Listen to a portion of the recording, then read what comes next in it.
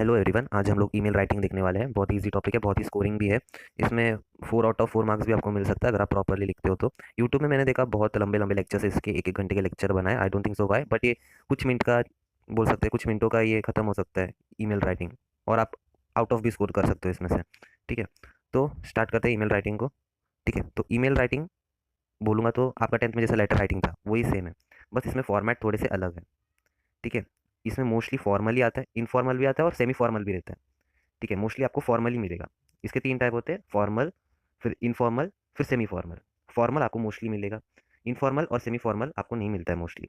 ठीक है, तो मैं मार्किंग स्कीम बता देता हूँ इसके लिए क्या है। सबसे पहले अगर आप प्रॉपर फॉर्मेट लिखोगे तो आपको 1 मार्क्स मिलेगा। अंदर आप बॉडी में क्या लिखते हो उसके लिए 2 मार्क्स है। ग्रामर वो सब के लिए 1 मार्क्स, वोकैबुलरी वो सब के लिए 1 मार्क्स है। ठीक है, तो स्टार्ट करते हैं। स्टार्टिंग में यहाँ पे देखो, फॉर्मेट देख लेते हैं पहले। फ्रॉम, यहाँ पे आपको लिखना है सेंडर्स ईमेल। अब जब आप ईमेल राइटिंग करते हो तो आपको खुद का पहले ईमेल आईडी लिखना रहता है वहाँ पे। ठीक है, आप किसी को भी ईमेल भेजोगे तो आप खुद का पहले ईमेल लिखोगे, फ्रॉम। ठीक है, फिर उसके बाद लिखना है आपको यहाँ पे टू, मतलब रिसीवर्स ईमेल, मतलब आप किसको भेज रहे हो। अगर हाँ आपको सामने वाले को कुछ भेजना है तो उनका फ़ोन नंबर होना चाहिए या फिर उनका व्हाट्सअप नंबर होना चाहिए, वैसे ही ईमेल में उनका ईमेल आईडी होना चाहिए। तो स्टार्टिंग में आपको खुद का ईमेल एड्रेस लिखना है और बाद में जिसको आप भेजना चाह रहे हो उनका ईमेल एड्रेस लिखना है।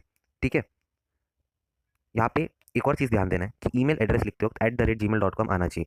जब मैं आपको एक एग्जांपल दिखाऊंगा, एक सैंपल दिखाऊंगा कि ईमेल कैसे लिखा गया है, उससे आप अच्छे से समझ जाओगे। ठीक है, अब सेकंड आता है हमारा कार्बन कॉपी और ब्लाइंड कार्बन कॉपी। ठीक है, अब ये कार्बन कॉपी मतलब क्या होता है। जब आप कार्बन कॉपी में, मान लो आपने यहाँ पे कुछ तो लिख दिया, रिसीवर्स ईमेल एड्रेस, वही सेम आपने कार्बन कॉपी में भी लिख दिया। मतलब मैं महानगर पालिका को ईमेल लिख रहा हूँ और वही सेम मैं कार्बन कॉपी में भी लिख रहा हूँ, तो महानगर पालिका वालों को पता चल जाएगा कि मैंने किन किन को ये मेल और भेजा है। ठीक है, मेरे फ्रेंड हो गया, उनको भी अगर मैंने ईमेल भेजा रहेगा साथ साथ, तो महानगर पालिका वालों को पता चल जाएगा अगर मैं उनको कार्बन कॉपी में रख दूंगा।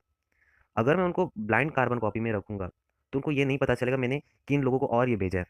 ठीक है, किन लोगों को और मैंने ये चीज़ शेयर की है। तो जब भी आपको ईमेल लिखने बोलेंगे, मोस्टली लोग क्या करते हैं, फ्रॉम और टू, सेंडर्स ईमेल और रिसीवर्स ईमेल लिख के छोड़ देते हैं। वैसा नहीं करना है, आपको एटलीस्ट कार्बन कॉपी तो लिखना ही है।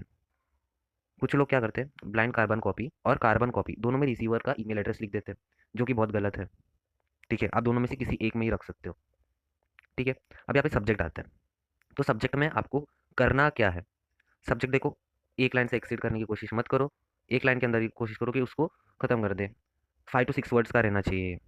ठीक है, मतलब जो भी अगर आप बोलोगे, ईमेल लिखो एक कंपनी को क्योंकि हमको प्रोडक्ट अच्छे नहीं मिले, तो आप क्या करोगे, यहाँ पे लिखोगे नॉट रिसीव्ड गुड प्रोडक्ट्स या फिर डैमेज ऑफ प्रोडक्ट्स, ऐसे लिख दो। ठीक है, सब्जेक्ट में और एक एग्जांपल दे देता हूँ। अम, मान लो इलेक्ट्रिसिटी की शॉर्टेज है आपके एरिया में, तो लिख दो शॉर्टेज ऑफ इलेक्ट्रिसिटी। सब्जेक्ट पढ़ के ही समझ में आना चाहिए कि पूरे इसमें होने क्या वाला है। सेम लेटर राइटिंग में जैसा सब्जेक्ट लिखते हो वैसे ही इसमें भी लिखना है।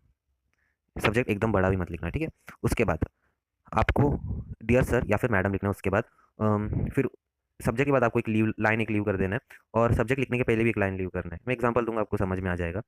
ठीक है, उसके बाद डियर सर या फिर मैडम लिखने के बाद आप रिस्पेक्टेड सर या फिर रिस्पेक्टेड मैडम, दोनों में से जो भी आपको अच्छा लगता है वो लिख लो। उसके बाद हमारा मेन बॉडी स्टार्ट होता है यहाँ से।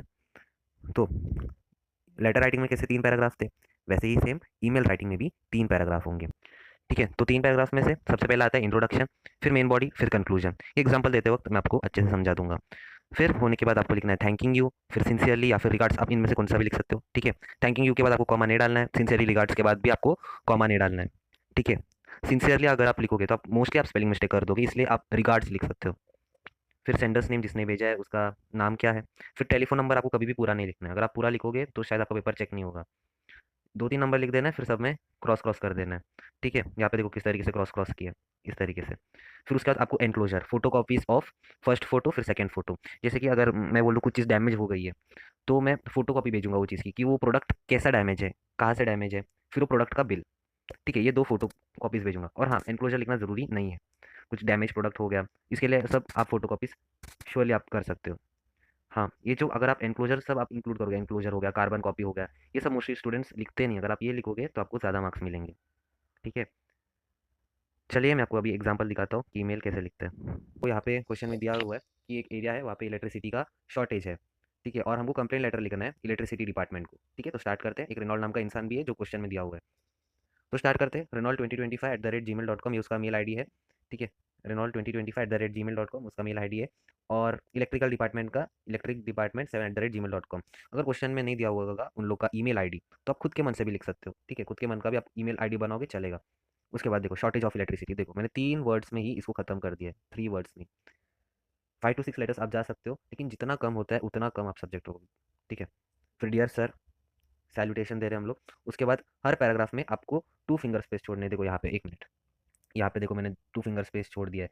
यहाँ पर भी आप देख सकते हो 2 फिंगर स्पेस छोड़ा है। यहाँ पर भी आप देख सकते हो 2 फिंगर स्पेस छोड़ दिए, ठीक है। अब देखो स्टार्ट करते हैं। From past few days there is, यहाँ पे नो आना चाहिए, no power supply in my area. और जो एरिया है वो लिख दिया साइक्रोपा complex. And students who don't have generator, मतलब जो बच्चे हैं जिनके पास जनरेटर नहीं है, are facing difficulty while preparing their exams. अब कुछ दिनों से यहाँ पे क्या कहा गया है कि कुछ दिनों से हमारे एरिया में, और एरिया का नाम भी मैंने इंक्लूड किया है, वहाँ पे बच्चे फेस डिफिकल्टीज को फेस कर रहे हैं क्योंकि उन लोग का एग्जाम चल रहा है और रात को लाइट नहीं रहेगा तो उन लोग पढ़ नहीं पाएंगे। तो वही रिलेटेड हम लोग लिख रहे हैं, ठीक है। तो ये आपका इंट्रोडक्शन हो गया। इंट्रोडक्शन में बताया कि मैंने डिफिकल्टी क्या है और मेरा एरिया कहाँ है, कहाँ पे लाइट नहीं है।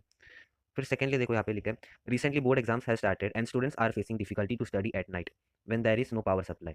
It became difficulty for us also to do our work at night. The power supply is off mainly during at night time.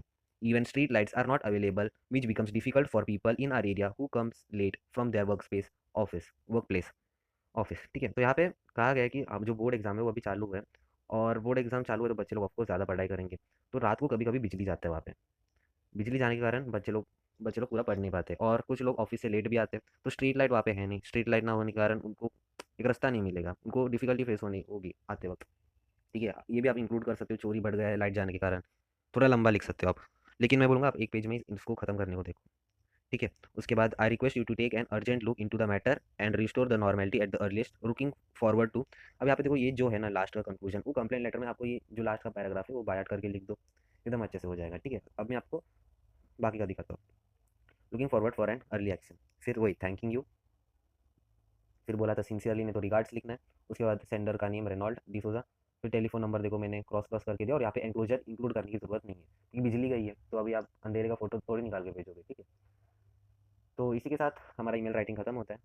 अभी और कौन सा आपको राइटिंग स्किल चाहिए तो बता दो, मैं भेज दूंगा। कुछ भी डाउट रहेगा तो कमेंट कर देना, ठीक है। बाय।